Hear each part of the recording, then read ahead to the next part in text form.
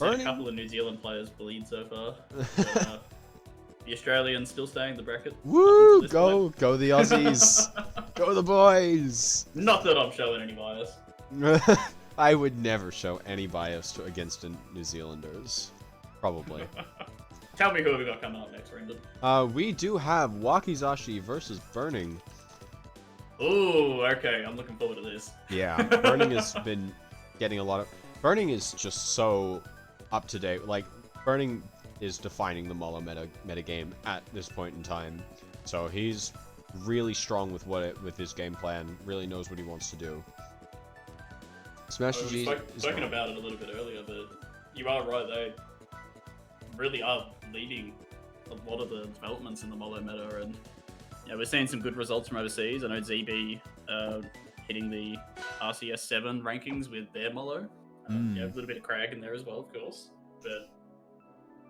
Yeah, it's really fantastic to see a strong Molo rep in the scene. Yeah, and I mean, I'm looking forward to seeing what both of these players bring. Of course, once I sort a couple more replays out. Sorry for the delay. On the topic of strong reps, though, Waki, it's not something that I've spoken about before, but I think they are probably the best player that Tasmania has ever produced. The Tasmanian scene has had a few players, pop in and out over the course of the history of Australian rivals. Not really seen most of those players travel out to some of our major events. We've seen a couple here and there, but no one really making like a top 8 presence or things like that. And I mean, I definitely showed the bias coming into this tournament today, but Waki, I think, is one of the players to really look out for in the future. Oh, yeah. This is going to be a very good set. I mean, I'm looking forward to seeing what both players bring, really. I think both are quite exciting, and I mean, a game with Burnign is always going to be an entertaining game. Alright, and we will jump straight in. Forest Floor. Burnign versus Waki for losers quarters. The winner of this moves on to top 4. Loser, well, unfortunately out of this season's finals. I'm looking forward to seeing what both players bring. I really do like the game starting off immediately with a parry from Waki on the bombs. That's a statement right there. Yeah, it really shows. Yeah, maybe you shouldn't. Oh my goodness! Oh my god! Yeah. This is what I was saying earlier. This is what Waki is known for. He just Huge combos in the blast zone just out of nowhere. Yeah. If you are unprepared for it, the momentum that this man brings into every single game is absolutely insane. Oh my he's god. still going! That almost a second stock there. That would have been such a statement to make. Oh, that up smash barely missing as well. Waki is not giving Burnign a second to breathe right now. Yeah, this is a very one-sided game so far. I mean, Burnign's trying to find a little bit of time off stage to sort of regain himself, but that only gets you so far when you come straight back into another clap like that. Oh, just missing. And I mean, well, Burnign is getting to the point where Raster does struggle to kill, and Raster is going to explode from any grenade at this point. Oh, like that. Yeah, we've seen the tempo change just a little bit in Burnign's favor there, and that's probably why we're finding a stock on the board here. And Waki slowing down as well, maybe showing a little bit more respect to the Molo man. Yeah, I wonder. Ooh, I don't like that though. But yeah, I'm wondering if he might be trying to fish out a grenade from Burnign and get ready to parry it. Oh, potentially. I think there definitely is an element of like, oh, I need to play around bombs because Burnign has bombs, but you know, it's a really good way to play around bombs. Not letting Burnign pull them at all. Yeah, that's true. If Waki can just stay on Molo here, then we don't even need to see it as a threat, really. But this bomb was primed and he managed to get the straight hit there. Could have been something. Oh, catches though. That neutral B catching with the what do you call it? Oh, I'm losing my mind. Catching the Molo as he jumps around. Sorry, there's a lot of things to focus on. Many options to choose from, and you just blanked. Oh, I've got like 12 things to think about at this point in time. Well, the only thing we should be thinking about is a strong victory from That's Lucky true. there. Very, very good start. Win goes the way of the goose.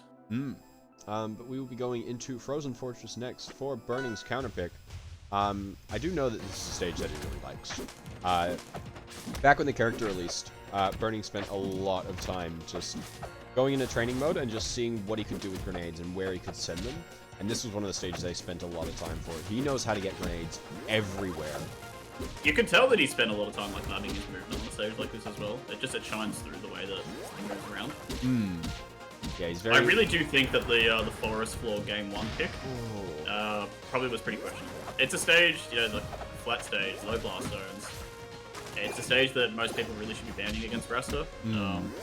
Unless you are confident that your character has enough strengths to outshine what Rasta can do to you on a stage like that, it's always going to be tough on a stage like that. Yeah. So maybe with a more neutral stage like this, Burnign can find something and, you know, even out the stocks there. Hopefully that's going to be true over the remainder of this game. Yeah. Good parry there on Waki's approach.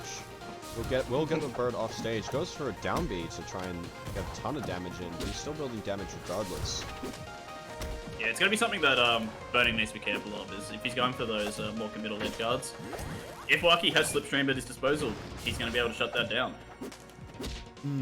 It's really quite difficult for the characters to edge guard Rasta if you're not quite familiar with that dynamic. It's, you know, you have to find a way to eat out jumps. It's not really something where you edge guard the character off their first recovery attempts. It might be the second or the third. Yeah, of course. But, you know, Slipstream is only on that 5-second timer, I believe it is. So it can come into play pretty often. Both characters are pretty high percents here, and Oh, does not actually quite kill with that. yeah, not quite high enough. But that will. Slightly higher blast zones here gonna come into play. This is so scary. Oh, well. Before my comment gets made, Burnign takes it out of my mouth. Kills a bird right now. I feel like Burnign forced the movement out of Waki there. I mean, the committal down special wasn't great, but it felt like Waki was getting pretty narrowly forced into that position. Yeah. Burnign was able to capitalize on it. Yeah, of course. Quite clever. Oh, no, don't want anything to do with that bomb, please. Oh no. I mean, we're at low percent, but it is 20% you are eating as Rasta, and that is not what you want to be seeing. Okay. It's a good pick off there. Milwaukee will take game 2. Pretty strong showing so far. I'm gonna give you the sound of me pouring my water just right next to the mic here. Yeah, and also that parry. Malo has so many bugs, and it's just so many weird interactions. I want Malo to work. Malo does not work. Rendered, I feel like you're not prepared for the chaotic style that I can bring to commentary sometimes. I'm not. I'm not a good commentator. I only do this to make sure that someone doesn't have to do it on their own. Could be more chaotic if you leave me to my own devices. Oh hell, what will come out of my mouth? Yeah, I don't know if I can get to that. Let's continue though. Treetop Lodge coming up next. I mean, shorter stage here. Platform layout can really be pretty strong for those vertical combos, so it has to be pretty scary for Rasta, but I know that it's a comfort pick for Burnign as well, so we'll have to see how it plays out. Yeah, and I mean, I think I like this a lot more. I think the small stage means that you control a lot of it with bombs. Makes it quite scary for the Rasta to go around and play their game. Depends if Burnign can really threaten that space. That's true. Ooh, interesting. I think wasn't prepared for the turnaround there. Potentially thought that Burnign was facing the other direction still. Yeah, and that just hits so hard. Ooh, that funny seeing claps. Burnign trying to run away on the ground here, but Molo's movement is just not a match for Rasta. Yeah. Raster's just so fast, so much. A good recovery from Burnign will get him back on stage. Yeah, Waki charging the forward strong, just missed it, but yeah, it's second attempt there, closing out the stock.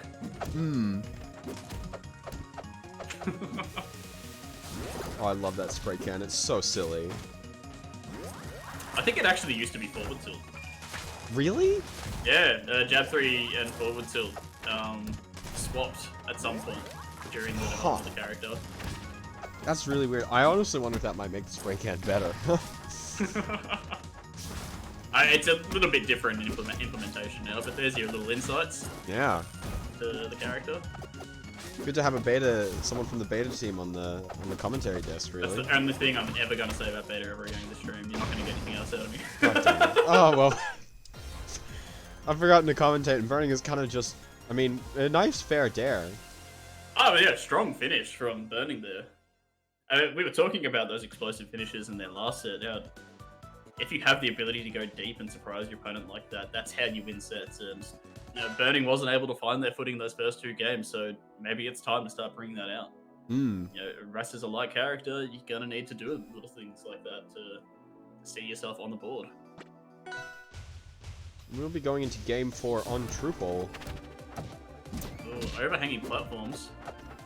Yeah, I think interesting to see the setups that Burning might be able to use on stage like this. And I mean, there's a lot of things that Molo can do as well. Like that, you drop that finisher on the overhang, and it covers so much space.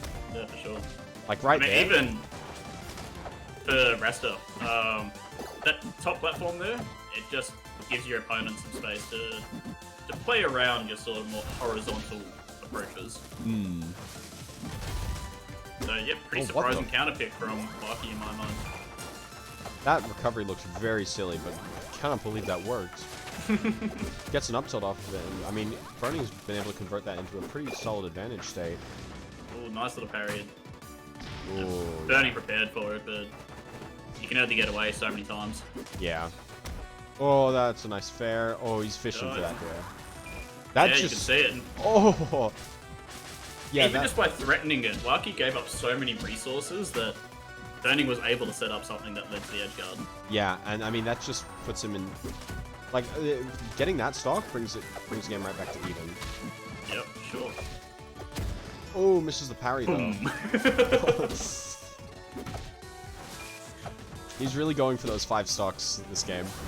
Yeah, for sure. It's such an interesting dynamic for the character. Yeah. Ooh, doesn't manage to SD himself. Ugh, doesn't SD. I'm trying. Oh yeah. Is that your attempt at trying not to use like really hard language, like Burning just managing not to commit suicide there? Yeah, you know, just put a little bit of soft language in before the really hard bits. Oh, that's a good bait as well. You see Waki was ready for the parry, but Burning just throws it right over his head. These bombs are really rolling out Waki's recovery here. It's such a great adaptation from Burning over the later half of the set. Yeah, I'm loving what I'm seeing here. Have to expect a game 5 at this point, but you know, Waki's still in here. Well, not for long. There we go. There's the threat of the bombs. And with that, Burning brings it back 2-2. When you think back at how game 1 went, it's just a reversal. Seeing how Burning is really just walling out Waki at this point. And Waki is a player, we've spoken about it.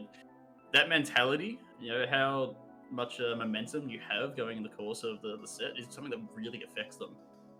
Yeah, so they're gonna... I mean, I hope they take some time, take a breath, reset themselves, because we are going into game 5 on Air Armada. Oh, I mean, the low ceilings have to come into play here, right? Yeah, no, this is very deadly for both players here. Probably more and so even... for Burning, because it's way scarier from Rasters, but, you know, finisher kills off the top, cherry bomb kills off the top, you can even juggle with up air sometimes. I'm even thinking about the offstage potential here. I mean, oh goodness. Yeah, not the DI you want to be seeing against that forward tilt. Not quite sure what happened there. I mean, it's really scary to DI, because you hold hard in and then you get fair dared. But you hold out and you just die, so... And without the walls extending down to the bottom blast zone there, it's a really dangerous stage offstage for both characters, I feel. But, you know, the only danger I'm feeling right now is definitely from Waki. Ban a stock down and still not really finding their footing in game 5 here. Yeah, and... Oh, that Finisher just misses, but does get the up smash anyways. Again, Finisher missing, but Waki with a missed DI will... I mean, this is a very convincing lead from Burnign. I don't understand the toss out all the bombs in between the stocks thing that Burnign does. There we go, on the board. There we go. Yeah, you do not want to get 3 stocked on your last game. On your My only regret last is that Waki can't throw out his own bombs in between sets, in between stocks too. Yeah, really, this is unfair. If Waki could do that, maybe... Burnign's If just every got character had the same tools, then maybe we'd be able to see the same level of respect. No, Burnign's just unlocking a cheat code, really. You heard it here first, folks. Molo cheats. Cheater character. Oh my goodness! Oh no! So dangerous! Oh, that up smash! Okay. Burnign missing the opportunity at it, and using the down strong to sort of force Waki up. It's not quite enough to take the stock and finish this, but... Oh, but there we go, over. the bat coming in. He heard me talking about it earlier. He needed to do it. Jumping over that, jumping over the recovery, and with that, Burnign will advance 3-2. Another reverse 3-0. I won't call it an upset, but I'll say that I'm upset. I know there's quite a few people. Waki fans just in shambles right now. Waki stocks are going down. Burnign stocks through the roof. With Waki that, has one fan, that fan is me. But with that... Oh my goodness, Burnign continuing through the bracket.